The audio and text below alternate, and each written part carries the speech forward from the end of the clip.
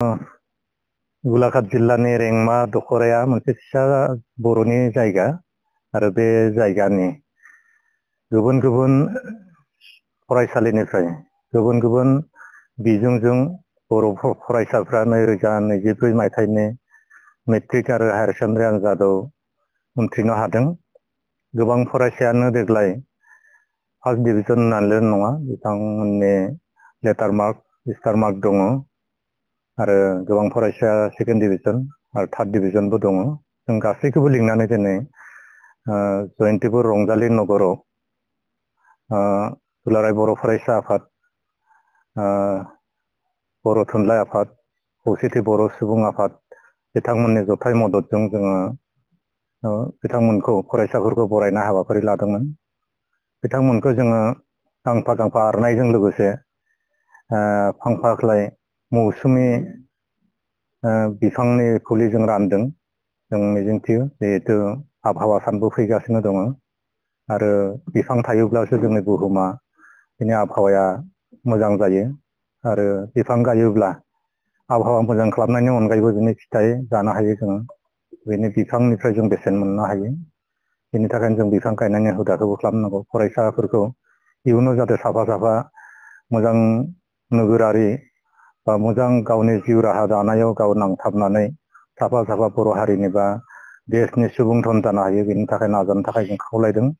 जों मिजिंथियो जे गथ'फोरनि जिथु उत्साह, जिथु बिथांमोननि गोसो, इयुनाव जोंनि गेजेरनिफ्रायबो बे ओनसोलनिफ्रायबो साफा साफा अफिसार, डक्टर, इन्जिनियार बा गोजौ थाखोनि फरायनाय गथ'फोर ओंखारगोन आरो जोंनि हारिया जौगानायाव बेफोरनो मदद जागोन होननानै आं मिजिंथिदों। दिनै बिथांमोनखौ जों साफा साफा मोजां सुबुं जानो थाखाय, सुबुं धन जानो थाखाय इसोरनि खाथियाव आरज गाबनानै हामलायनाय जासिनाय थाबाय। गोजोनथाव खौरां! क'क्राझार सहरनि जेडि र'डजों नांजाबनाय गोजोनपुरी रयेल एनफिल्ड श'रुमनि गोजौआव थानाय सेन्ट्रेल भारत सेबक समाजजों गनायथि होजानाय आइ-आफा बिएम इनस्टिट्युट अफ पेरामेडिक्सआ नोंथांमोननो लानानै फैदों देहा जोथोन लाखिनायनि माखासे आयदा।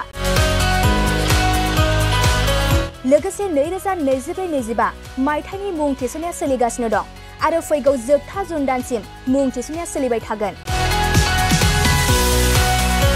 12 एबा HS नि उथ्रिसारनाय बिजाथि एबा फरायसाफोरा बे पेरामेडिक्सआव गावारि सोलोंथाइखौ लानो हागोन।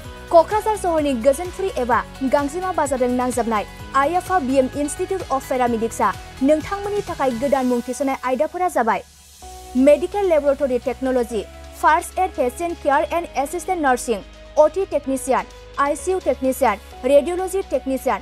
बेफोर कर्सखौ 2 बोसोरनि गेजेरावनो आबुं खालामनानै BSS जों गनायथि होजानाय डिप्ल'माखौ लानो हागोन। लोगोसे गासैबो डिप्ल'माखौ लानायनि उनाव सोरखारि साख्रि मोननायनि सुबिदाबो दं।